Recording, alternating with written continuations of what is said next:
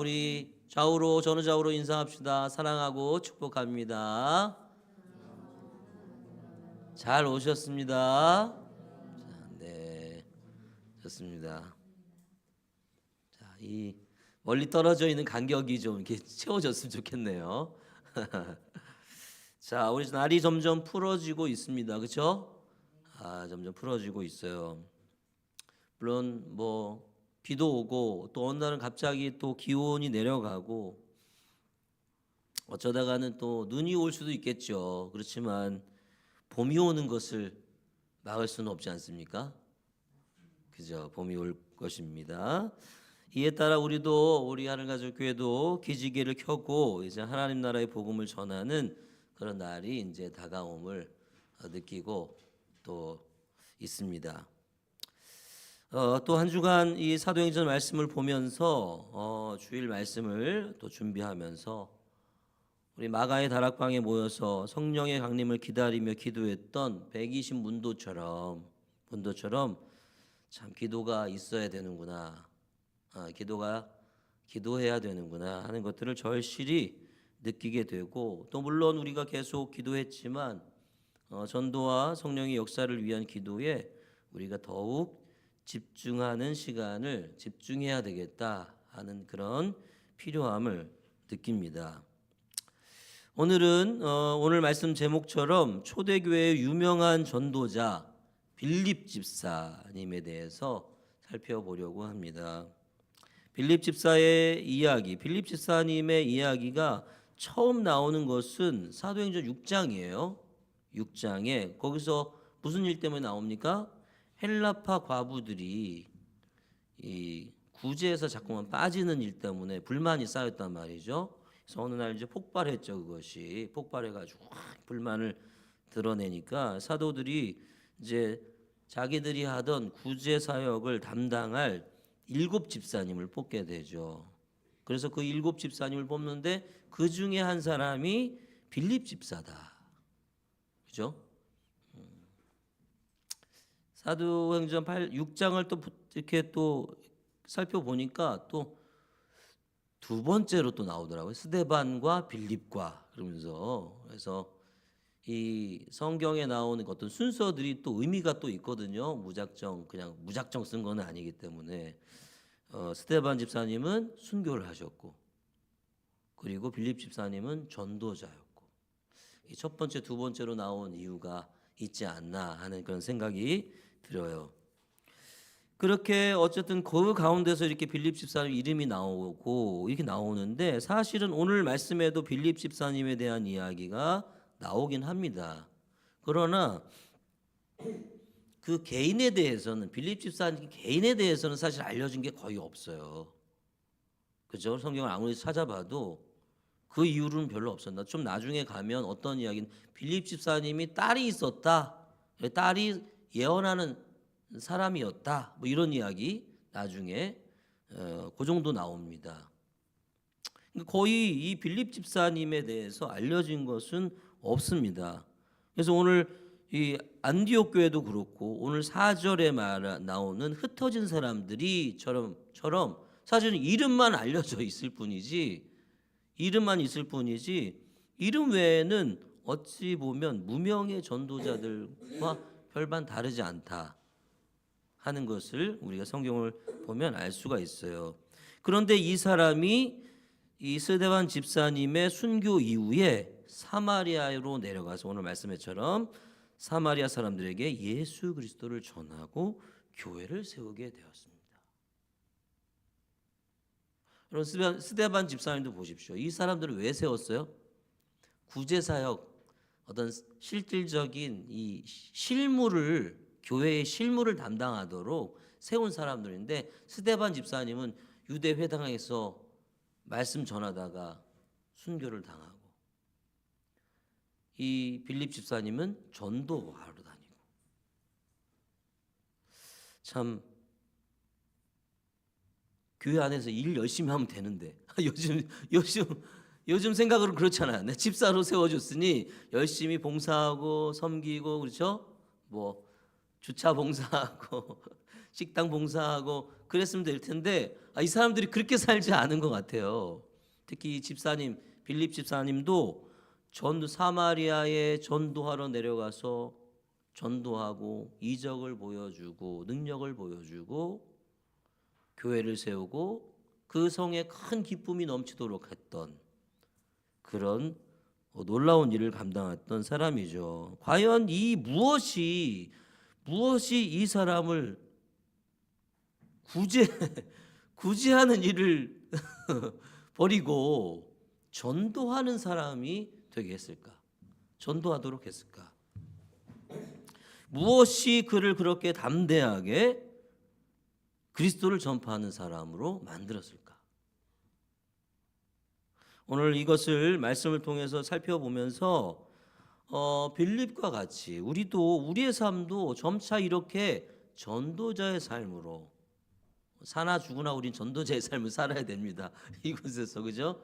사나 죽으나 그렇게 살아야 되는데 빌립 집사님처럼 이렇게 전도자의 삶으로 이렇게 어느 날 갑자기 변하는 것은 아니겠으나 이렇게 빌립 집사님의 삶을 따라가는 그리고 결국엔 그게 어떤 누구의 삶이겠습니까? 예수 그리스도의 삶이잖아요. 예수 그리스도의 삶을 따라 살아가는 그런 삶이 될 수 있기를 간절히 소망합니다. 우리가 알고 있듯이 아까 말씀드린 것처럼 그가 처음 등장하는 것은 6장입니다. 6장 예루살렘 교회의 구제 사역을 담당할 7명 가운데 한 사람으로 등장하는데 사도들이 이 7사람을 택하라 하면서 야 너희들 가운데 7사람을 좀 택해라 이러면서 어떻게 말하냐면 그런 사람을 기준으로 내세우는 게 성령과 지혜가 충만하여 칭찬받는 사람 7을 택해라 그렇게 이야기를 합니다. 그리고 온 무리가 그 말을 기뻐하는 거예요. 그리고 그래서 어떻게 했냐면 믿음과 성령이 충만한 사람 스데반과 빌립과 이렇게 나가는 거죠. 믿음과 성령이 충만한 사람 스데반과 빌립 외에 5사람, 7사람을 모두 뽑게 되는 거죠. 그리고 그 빌립은 그 사람들 중에 그 7명 가운데 한 사람이죠. 이거를 보면 빌립이 어떤 사람이었는지를 조금 알 수가 있어요. 그렇죠? 빌립은 어떤 사람인 거예요? 성령과 지혜가 충만하고 칭찬받는 사람인 거예요. 자, 우리 좀 멀리 떨어져 있지만 옆 사람에게 한번 그렇게 이렇게 얘기합시다. 성령과 지혜가 충만하고 칭찬받는 사람이 되십시오.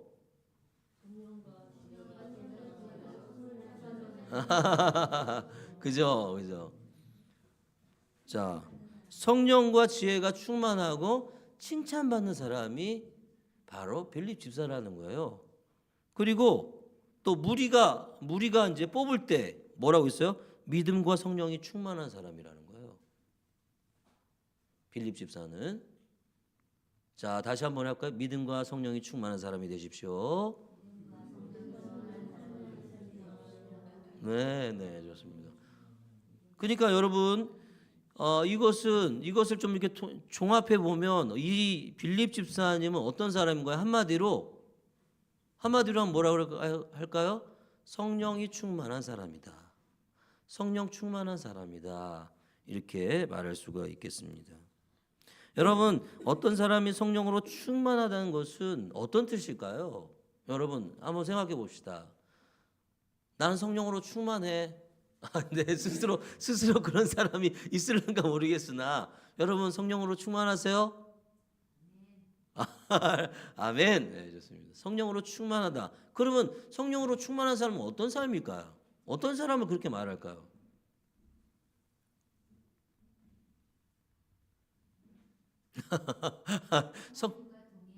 하나님과 동행하는 사람. 맞습니다. 하나님과 동행하는 사람이죠. 성령으로 충만하다는 것은 내 안에 있는 성령님을 따라서 살아가는 사람인 것이죠. 맞습니까? 여러분 성령님을 따라서 여러분 안에 계신 성령님, 우리 안에 들어와서 내주하시는 그 성령님을 늘 바라보시고 그가 말씀하시는 대로 살아가고 계십니까? 아멘. 성령이 충만한 사람은 내 안에 계신, 내 안에 예수님께서 보내주셨잖아요, 성령님을. 그죠? 내 안에 보내주신 그 성령님의 음성을 잘 귀담아 듣고 그 말씀에 순종하며 그를 따라 살아가는 사람, 성령님의 인도를 따라 살아가는 사람, 내주하시는 성령님이 하라는 대로 하는, 살아가라고 하는 대로 살아가는 사람, 그런 사람이 성령 충만한 사람이라고 말할 수가 있는 거예요. 그렇다면 이것은 빌립 집사님이 어떻게 갑자기 전도자의 삶을 살게 되었는지를 우리에게 약간 가르쳐 주는 것 같아요. 왜 그가 갑자기 전도자의 삶을 사마리아에 갑자기 내려가고 전도를 하게 됐을까요? 그가 전도자가 된 것은 성령님 때문이라는 거예요. 성령님 때문에. 성령님이 그를 전도자로 이끌고 계신 겁니다. 빌립을 충만케 한 그 성령은 어떤 분입니까? 그리스도를 증거하기 위해 오신 분이라고 그랬어요. 우리 잘 알고 계시죠? 그죠? 성령님은 어떤 분입니까? 교회를 세우시는 분이에요. 성령 강림으로 예루살렘 교회가 생겨나잖아요. 세워지잖아요. 그리고 그리스도를 함으로써 교회를 세우십니다. 교회를 그냥 이렇게 이게 아니라 그리스도를 증거하면 여러분 교회가 세워지는 거예요. 여러분 파주에서 누군가에게 복음을 전하여 그가 예수를 믿었어. 그러면 교회가 세워진 거예요. 파주 교회. 신림동에서 누군가를 만나서 그와 관계를 맺고 그를 위해서 복음을 전해주고 그가 그 복음을 받아들였다면 교회가 세워진 거예요. 신림동 교회가 세워진 거예요. 그러니까 성령님은 교회를 세우시는 분인데 복음을 전하는 증언하는 것, 증거하는 것을 통해서 교회를 세우시는 분이시라는 거죠. 여러분 우리가 잘 알듯 오순절 성령 강림 사건이 교회를 증거하는 교회로 만들었고 그런 교회로 세웠어요. 성령이 강림했을 때 120 문도가 어떻게 했습니까? 각 나라의 방언으로 어떤 말을 했어요? 하나님의 큰 일을 말했다 그랬잖아요. 그렇죠? 증언하는 거예요. 하나님의 일을 증언하는 거예요. 증거하는 거예요. 그렇게 각 나라의 방언으로 말하는 그들을 향해서 뭐라고 어떤 사람은 어떻게 조롱했습니까? 술에 취한 거 아니냐? 낮술에 취한 거다. 이런 이야기 조롱하는 사람들 앞에서 베드로가 어떻게 했어요? 베드로가 성령 충만한 가운데 변론의 설교를 하잖아요. 그리고 어떻게 됩니까? 3,000명이 주께로 돌아오는. 그렇죠? 말이 3,000명이지. 말이 3,000명이지. 갑자기 대형 교회가 하나가 세워지는 거네요. 그죠? 그런 역사들이 일어나는 거예요. 뭘 통해서? 증거를 통해서. 여러분 이와 같이 성령은 사람으로 하여금 복음의 말씀을 전하게 하시고 말씀을 전하게 하시는 그런 분입니다.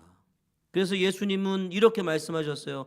우리가 잘 알고 있는 사도행전 1장 8절에 오직 성령이 너희에게 임하시면 너희가 권능을 받고 예루살렘과 온 유대와 사마리아와 땅끝까지 이르러 내 증인이 되리라. 그러니까 성령이 너희에게 임하시면 중간에 다 빼고 증인이 되리라. 저절로 된다라는 말이야. 이거는 성령이 임하시면 저절로 된다. 왜? 내 안에서 성령께서 증언하게 하신다는 거예요. 사랑하는 여러분, 성령이 임하시면 우리는 자연스럽게 증인이 됩니다. 증인이. 할렐루야. 할렐루야. 우리 안에는 왜 성령이 계신데 증인이 안 되고 있지? 못 되지?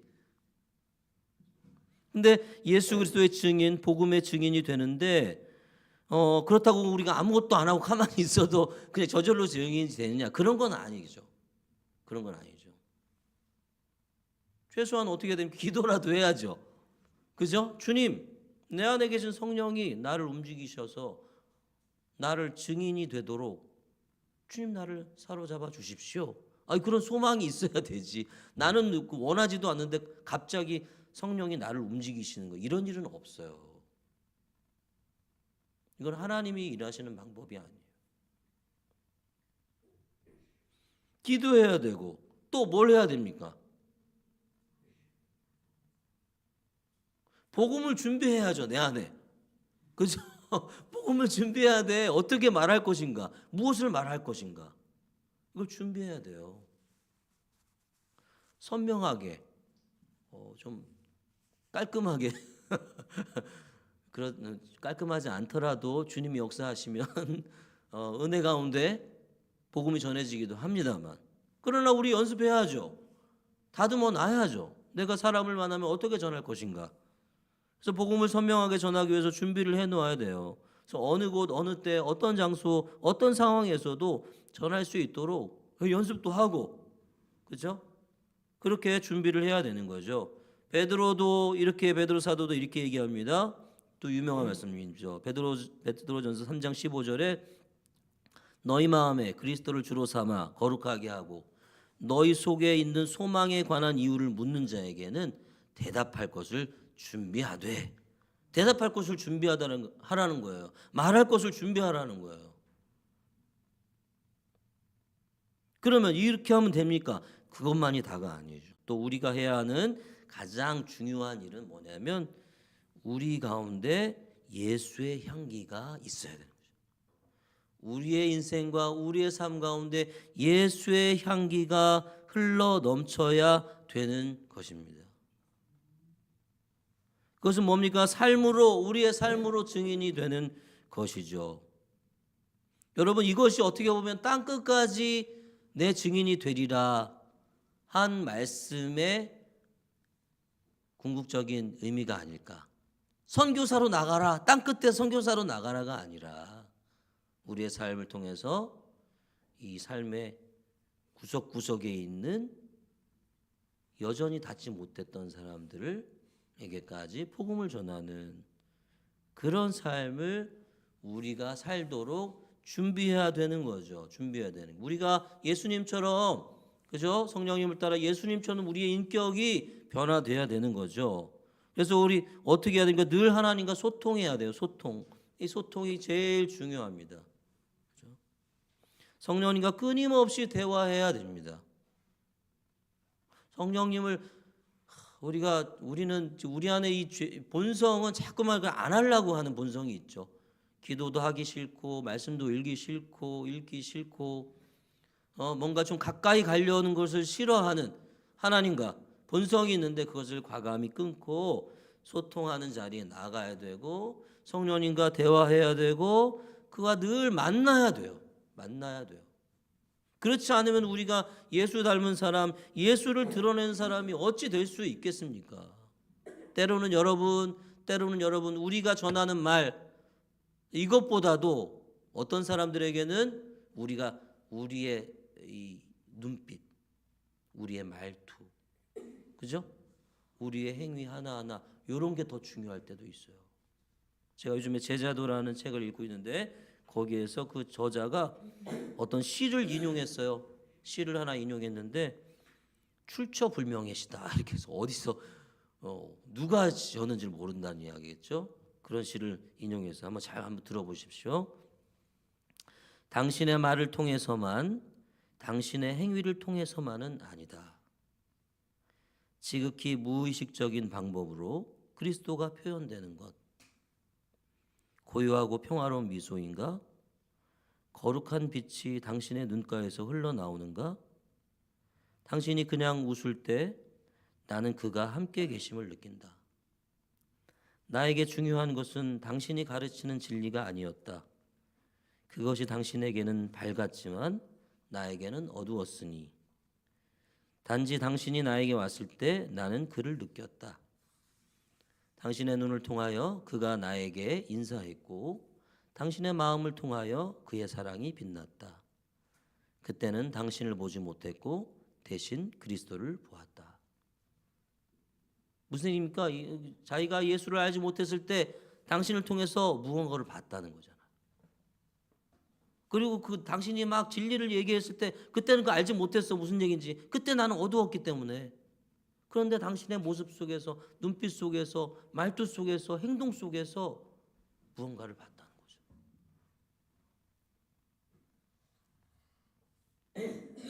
사랑하는 여러분, 성령으로 충만하지 않고 우리가 우리의 삶이 어떻게 예수의 삶을 드러내는 삶이 될 수가 있겠습니까? 성령으로 충만하지 않고 우리의 눈빛에서 어떻게 여러분 레이저가 아닌 예수님의 그 아름다운 눈빛이 나갈 수 있겠어요?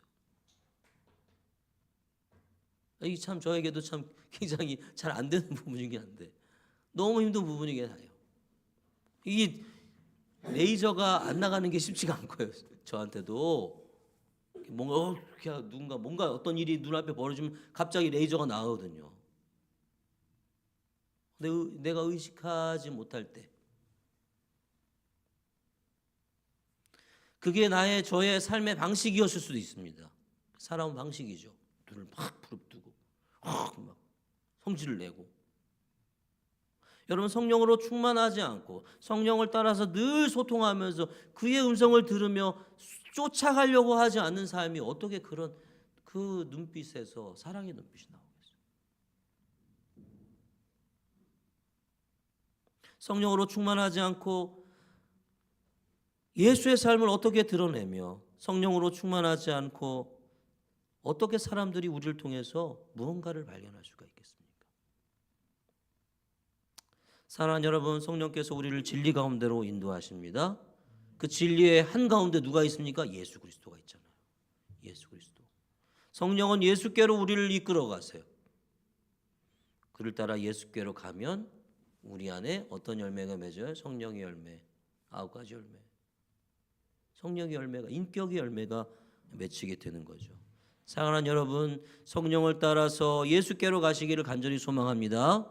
성령을 따라서 예수께로 가서 그가 맺혀주시는 성령의 인격의 열매를 맺고 우리가 말할 것을 준비하고 인격의 열매를 맺어서 말로든 인격, 삶으로든 무엇으로든 예수 그리스도를 전하는 그런 삶이 우리의 삶이 될 수 있기를 간절히 소망합니다. 지금도 여전히 우리 성령께서는 우리를 향하여 이야기하고 계실지 모르겠어요. 야, 가자. 전도의 삶으로 가자. 예수 그리스도 진리를 전하는 삶으로 가자. 우리를 부르고 계신지도 모르겠습니다. 이 부르심에 외면하지 말고 이 부르심을 듣고 순종할 때 어떤 사람이 되는 거예요? 성령 충만한 사람이 되는 거잖아요. 두 번째로 빌립은 어떤 사람인가? 빌립은 보니까 하나님의 역사를 본 사람인 것 같아요. 하나님의 역사를 본 사람. 빌립은 하나님의 활동을 직접 본 사람이었어요. 여러분, 성경이 그에 대해서 자세한 것까지 기록하고 있지 않습니다만 그는 예루살렘 교회 공동체에 속한 사람이잖아요. 그렇죠? 그가 언제 예루살렘 교회 공동체에 들어왔는지 알 수 없습니다. 그러나 여러분, 만약에 그가 오순절 성령 강림 그 시기에 아니면 그 120문도 가운데 한 사람이었다고 한번 생각해 보십시오. 그럼 그가 뭘 봤을까요? 오순절에 성령이 내려오는 것을 봤을 거예요. 자기 안에도 내려왔고. 여러분, 우리는 그냥 성령이 오셨네, 성령이 오셨네 그러고 이제 넘어가집니다만 여러분 한번 상상해 보십시오. 상상이 굉장히 중요한 거예요, 여러분. 이상한 상상하면 안 되겠지만 진리 안에서 상상력을 우리에게 하나님이 주셨단 말이에요. 진리 안에서 상상해 봅시다. 여러분, 그가 간절히 기도하는 중에 성령의 강림을 얻고 성령의 그 능력이 압도됐을 거 아닙니까? 그 놀라운 역사를 자기 두 눈으로 볼 거 아니에요. 성령이 주신 언어로 막 하나님의 큰 일을 자기도 말했을 거 아니에요. 그렇지 않습니까? 그리고 주님을 찬양했을 것 같아요. 막 성령이 주신 언어로 막 주님을 찬양하고 기뻐하고. 여러분, 그때 수많은 사람들이 베드로 사도의 설교를 듣고 수많은 사람들이 주께로 돌아오는 것을 직접 봤을 거란 말이죠. 여러분, 그는 사도들에 의해서 일어난 많은 기사와 표적을 목격했을 겁니다. 교회 안에서 우리를 이끌어가는 지도자들이죠. 지도자들이 행하는 전도와 기사와 표적들을 눈으로 자기 앞에서 두 눈으로 직접 봤을 겁니다. 성전에서 구걸하던 그 걷지 못하던 사람이 베드로와 요한, 베드로의 손을 잡고 그냥 탁 일어나라. 예수 그리스도 이름으로 명하노니 일어나 걸으라. 그거 봤을 거 아니에요. 들었을 거 아니에요. 그 사람은 또 직접 봤을 거 아니에요. 걷고 뛰고 하나님을 찬양하는 것을 보고 놀라고 하나님을 찬양하면서 기뻐했을 것 같아요. 여러분, 반대하는 사람이 계속 날로 증가했어요. 초대교회에. 그죠? 근데 그런데도 하나님의 말씀을 담대히 증거하기 위해서 하나님께 간절히 기도할 때 거기 그 기도에도 이 사람이 참여하지 않았을까요? 하나님, 이 반대자들이 자꾸만 일어납니다. 그리고 그 모인 그 가운데 방 안에 있는 사람들이 성령 충만함을 받았다고 그랬어요. 성령 충만함을 받으면서 모인 곳이 진동했다고 성경을 보면 나와 있어요.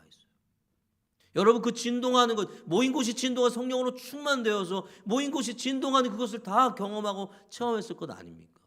그 사람이. 그리고 여러분, 이 초대교회 이 아나니아와 삽비라 이 부부, 여러분, 이 부부를 성령님의 엄중한 심판하심, 이것도 눈으로 보고 듣고 경험했을 거 아닙니까? 사도들이 잡혀 옥에 갇혔을 때에도 성전에 있든지 집에 있든지 예수는 그리스도라 가르치기와 전도하기를 쉬지 않았다고 얘기했을 때 이 사람도 그렇게 했을 거예요. 그렇죠? 여러분, 그는 예루살렘 공동체에 속해 있으면서 그 가운데 일어난 하나님의 역사들, 사도들을 통해 일어난 기사와 표적들, 심지어 아무도 자기 것이라고 주장하지 않고 서로 물질을 나눠주고 가난한 자들에 나눠주는 이 놀라운 역사들을 다 보고 경험했던 사람인 것이죠. 사랑하는 여러분, 좀 생각해 보십시오. 하나님의 역사를 보는 것보다 더 감격스러운 것이 어디 있습니까? 여러분, 사랑하는 여러분, 하나님의 역사를 보는 것보다 더 감격스러운 것이 이 세상에 어디 있어요? 예수를 믿는 우리에게 사람들이 주께 돌아오는 것을 볼 때, 한 영혼이 주께로 돌아오는 것을 여러분 보셨습니까? 보고 싶어요. 그 일을 위해서 우리가 부족해도 어쨌든 하려고 지금 이렇게 일어나 있지 않습니까? 여러분, 그런 역사가 일어날 때 얼마나 감격스럽겠습니까? 그의 삶이 변할 때, 하나님이 그의 삶을 만져주셔서 생각과 삶이 완전히 변할 때, 사람들이 기꺼이 주의 사업에 헌신하고 사람들이 질병과 귀신의 권세에서 풀려나는 것을 볼 때, 하나님의 백성들이 함께 모여서 찬양하며 예배할 때, 그리스도의 몸 안에서 살아계신 하나님의 사랑을 경험할 때, 여러분, 우리는 놀라지 않을 수가 없고 기쁘지 않을 수가 없고 감격하지 않을 수 없고 그것을 눈앞에서 일어나는 것을 하나님의 역사를 믿지 않을 수가 없고 그 앞에서 여러분 못할 게 뭐가 있습니까? 우리가 그것을 다 보고 들었고 눈앞에서 일어나는 그 일들 앞에서 하지 못할 일이 뭐가 있겠습니까?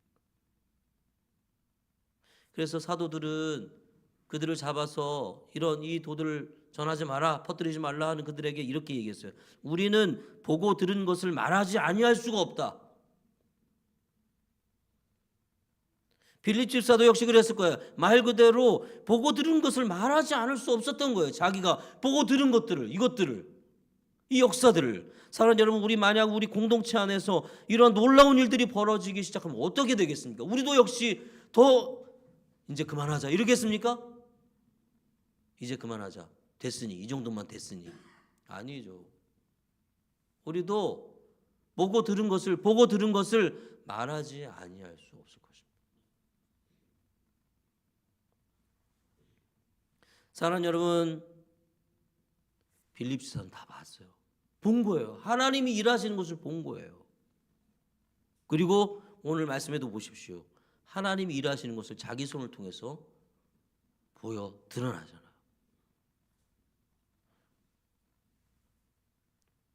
많은 사람에게 붙었던 더러운 귀신들이 크게 소리를 지르며 나가고 또 많은 중풍병자와 못 걷는 사람이 나으니. 할렐루야. 사랑하는 여러분, 이러한 일들이 우리 공동체에서 일어난다면 어떻게 되겠습니까?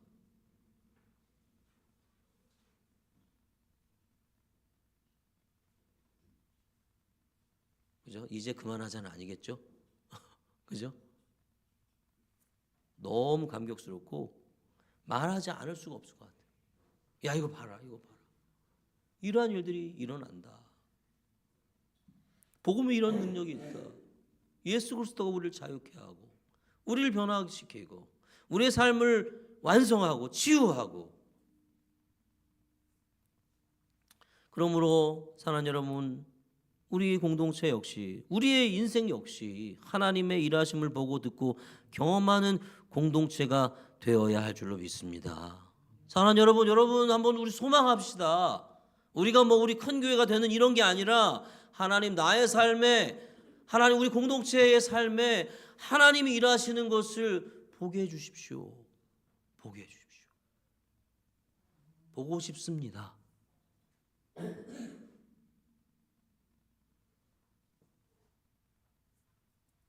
우리가 뭐라고 하나님을 일하게 하시겠습니까만, 할 수 있겠습니까? 우리가 내가 하나님도 아니고 하나님 일하세요 이럴 수도 없는 것이고. 그러나 여러분, 하나님의 뜻을 알고 그것이 이루어지기를 위해 기도하고 그 일을 성취하기 위해 내가 일할 때 주님의 역사, 주님의 일하심을 우리 눈앞에서 보고 경험하고 듣고, 그죠? 그렇게 될 줄로 믿습니다. 사랑하는 여러분, 주님의 일하심을 우리 두 눈으로 똑똑히 보게 되는 그런 은혜가 우리의 삶과 여러분의 가정과 우리 교회 공동체 가운데 있기를 주님의 이름으로 간절히 소망합니다. 마지막으로 우리 빌립 집사는 어떤 사람이었나, 말로 제가 정리하기가 참 쉽지 않았는데, 고난 속에서 용기를 얻은 사람 이렇게 제가 써놨는데, 고난을 통해서 용기를 얻은 사람이에요. 여러분, 7 집사가 세워진 후에 얼마 되지 않아서 스데반 집사가 순교를 당합니다. 스데반 집사는 예루살렘과 유다의 지도자들 앞에서, 야, 너희는 항상 조상 때부터 하나님의 말씀을, 하나님의 진리를 거부하는 자들이구나 이렇게 외쳤단 말이에요. 그리고 그로 인해서 죽었어요. 뭐라고? 화난 이 유다와 예루살렘 지도자들이 그 일 때문에 화가 나서 돌로 쳐서 죽였단 말이에요. 그래서 그 일로 인해서 예루살렘 교회에 박해가 시작이 됐잖아요. 박해가 시작이 됐어요. 그러나 여러분, 놀랍게도 이 박해는 오히려 빌립과 예루살렘 교회 성도들에게 두려움을 준 것 같지가 않아요. 말씀을 보니까 오늘 4절에도 나오죠. 그 흩어진 사람들이 두루 다니며 복음의 말씀을 전할세. 빌립도 사마리아 성에 내려가 그리스도를 백성에게 전파하니, 빨리 피하자 이런 게 아니고, 이런 느낌이 아니에요. 아무리 읽어봐도. 놀랍게도 이 박해는 빌립과 예루살렘 교회 성도들에게 오히려 담대함과 용기를 주었단 말이죠. 박해로 인해서 흩어지기는 했어요. 길이 막힌 거죠. 길이 막히긴 했어. 그러니까 근데 이들은 두루 다니며 복음의 말씀을 전했다 이렇게 말하거든요. 두려워서 떠난 게 아니에요. 어디 숨자 이러면서 어디 가만히 잠수 타자 이런 게 아니었단 말이에요. 다른 길을 찾아간 거예요. 다른 길. 스데반 집사의 순교는 예루살렘 교회의 모든 성도를 두렵게 하고 낙심하게 한 것이 아니라 오히려 그들에게 복음을 전할 담력과 용기를 가지도록 한 것입니다. 어떤 사람은 여러분 고난 앞에서 낙심합니다. 어떤 사람은 그러나 고난 앞에서 오히려 힘을 얻고 담력을 얻습니다. 빌립과 흩어진 무리는 오히려 후자였던 것 같습니다. 빌립은 스데반의 순교로 인하여 오히려 담력과 용기를 얻어서 기꺼이 모두가 꺼리는 사마리아로 내려가게 됩니다. 여러분, 바울도 빌립보서 1장에서 이렇게 말했습니다. 빌립보서 1장 14절, 형제 중 다수가 나의 매임으로 말미암아 주 안에서 신뢰함으로 겁없이 하나님의 말씀을 더욱 담대히 전하게 되었느니라. 바울 사도가 잡힌 것 가지고 오히려 힘이 났다는 거예요. 이게 말이 됩니까? 잡혀갔어. 우리 지도자가 잡혀갔어. 더 힘이 나. 이런 공동체가 있어요. 지도자가 잡혀갔는데 낙심하고 어떡하니? 우리는 어떡하니? 이게 당연한 건데 이게 아니란 말이에요. 오, 좋아. 잘 됐어. 더 해야지. 좀 이해할 수 없는 반응이고 이해할 수 없는 그런 모습이죠. 사도행전 4장에도 여러분 보십시오. 사도행전 4장에도 맨 마지막 부분에 보면 베드로와 요한이 공회 앞에 서서 위협을 받고 나서 풀려난 다음에 형제들에게 와서 모여서 함께 기도합니다. 뭐라고 기도하냐면 사도행전 4장 29절 30절에 보면 주여 이제도 그들의 위협함을 굽어보시옵고 또 종들로 하여금 담대히 하나님의 말씀을 전하게 하여 주시오며. 계속 그렇게 주님 쟤네들이 이렇게 우리를 위협하고 있어요. 그러나 담대히 복음을 전하게 해 주십시오. 두려운 마음이 아니에요. 거기에 꺾이지 않도록 하나님 앞에 기도하고 손을 내밀어 병을 낫게 하시고 표적과 기사가 거룩한 종 예수의 이름으로 이루어지게 하옵소서 하더라. 그런 다음에 막 그 성령이 충만하고 그 모인 곳이 진동했던 그 사건이 일어난 곳이 바로 이 기도 때문이죠. 모여서 두려워하고 숨어서 어쩔 줄 몰라 하는 것이 아니라 더욱더 담대히 복음을 전할 수 있도록 해달라고 더 놀라운 하나님의 역사가 나타나기를 기도하고 있는 거죠. 이들은 두려워 떨고 숨으며 도망하는 것이 아니라 아까 말씀드린 대로 다른 길을 찾고 있는 것 같아요. 새로운 길을 열어가고 있는 것입니다. 빌립 역시도 예루살렘에서의 핍박과 박해를 피해 도망했다기보다는 예루살렘에서의 길이 막히자 새로운 길을 찾아 나선 것입니다. 이 담대함, 이 용기, 이 놀라운 힘은 과연 어디에서 나올까요? 박해하고 핍박하고 죽인다고 하고 막 이러는데도 나는 괜찮아. 좋아. 더 해야 돼. 이것으로 그칠 수 없어. 성령이 충만했기 때문에.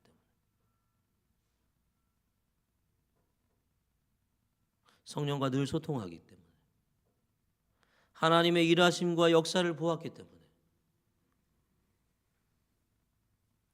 그렇지 않습니까? 살아계신 예수를 보았기 때문에, 부활하신 예수를 보았기 때문에 변한 거예요. 나 직접 만났는데 내가.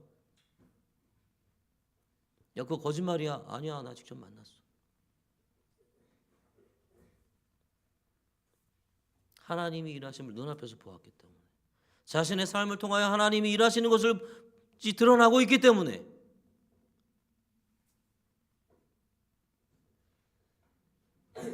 보고 경험한 사람은 두려움이 없는 거죠.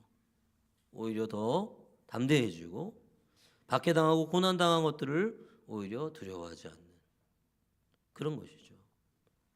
빌립 집사는 바로 그런 담대함을 가지고 아무도 가려고 하지 않는 사마리아로 내려가 하나님 나라의 복음을 전했던 것입니다.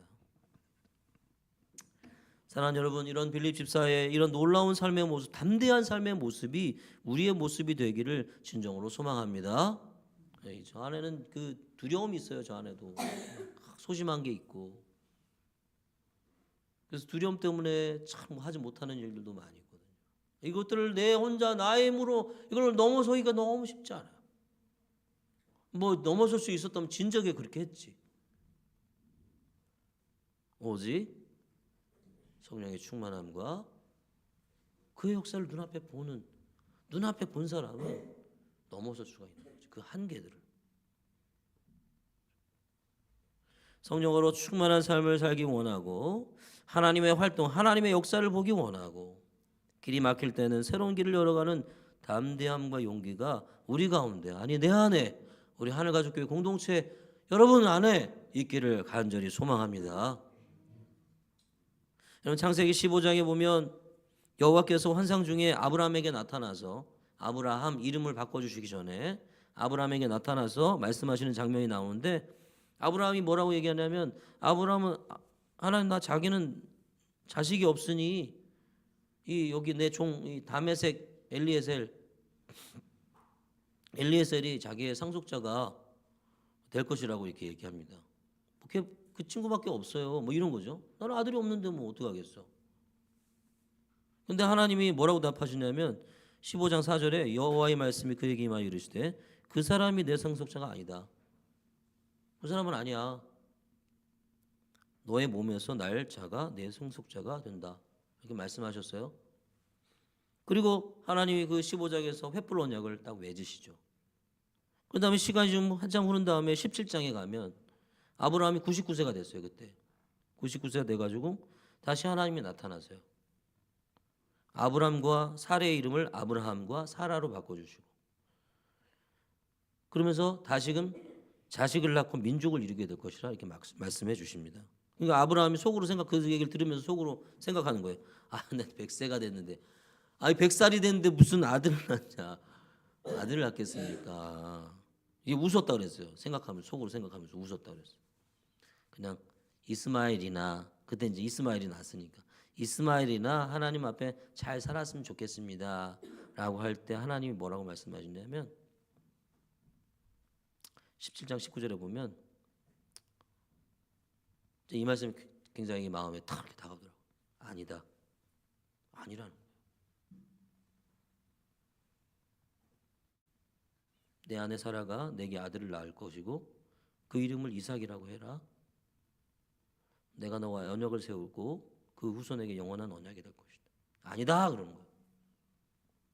아브라함은 자기의 현 상황 속에서 굉장히 현실적인 이야기를 합니다. 아들이 없잖아요. 아들이 없는데 무슨 상속자가 있어? 그냥 제일 충성되고 신실한 종이었던 것 같아.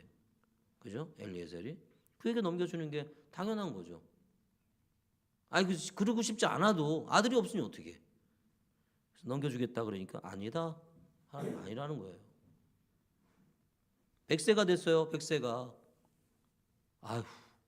100세 아들을 낳지 못한다는 게 상식이지 않습니까? 상식이에요. 그 당시에도 상식이고 지금도 상식이에요.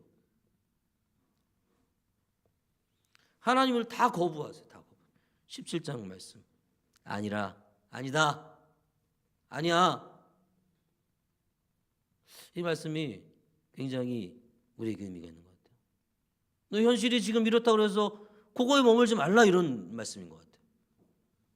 너의 눈에 보이는 게 그것뿐이기 때문에 그렇게만 생각하는 건 아니다라는 거예요. 나는 다른 계획이 있어. 그것 이상의 계획을 가지고 있어.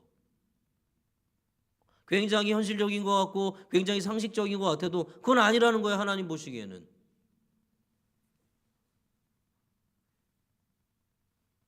그 아브라함이 뭐라고 하든지 맞습니다.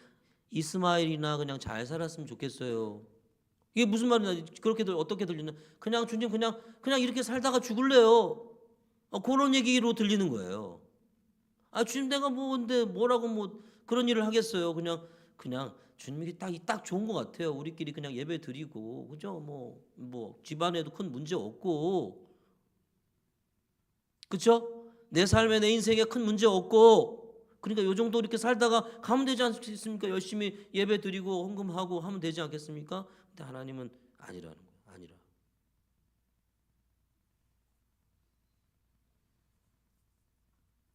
현실에 머물지 말라는 이야기인 것 같아요. 오늘 하나님께서 빌립 지사의 전도자의 삶을 우리에게 보여주신 것은 아마도 우리에게 이런 멋진 삶이 있다고 보여주시는 것 같아요. 이런 어떻게 보면 멋진 삶이 아니야. 우리가 어떻게 보면 이 성령 충만함을 원한다고 하면서도 그렇게 그 성령 충만함을 얻기 위해서 사투를 벌이지 않는 그 이유는 뭡니까? 그런 삶이 또 싫어서일 수도 있어요.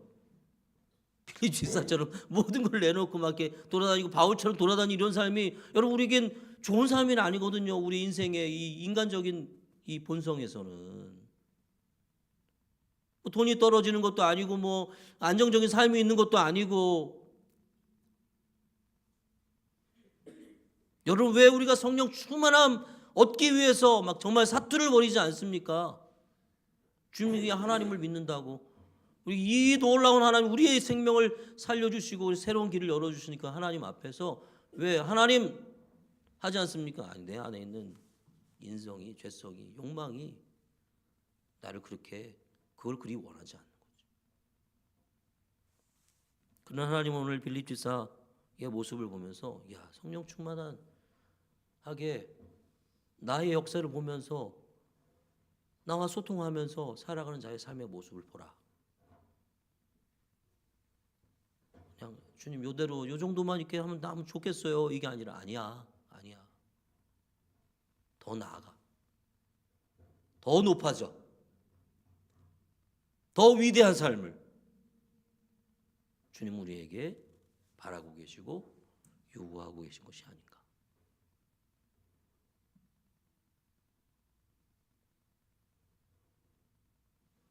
하나님은 나를 성령으로 충만케 하시기를 원하십니다. 하나님은 나로 하여금 하나님의 일하심을 생생하게 보고 경험하게 하시기를 원하세요. 너가 나를 좀 봤으면 좋겠어. 내가 어떻게 일하는지 좀 봤으면 좋겠어. 이런 거 아닐까요? 내가 어떻게 이 땅을 사랑하고 이 땅을 이 세상 사람들을 살리려 하는지 어떤 일을 하는지 그리고 그 속에서 어떤 역사가 일어나는지를 네가 좀 봤으면 좋겠어. 우리 주님이 이 빌립의 삶을 통해서 그렇게 우리에게 말씀하고 계시는 것이죠. 하나님은 나를 고난과 고통 가운데서도 담대한 사람으로 세우길 원하시는 것이죠. 야, 그런 거 아무것도 아니야. 내가 있잖아. 나를 믿고 가는 거야.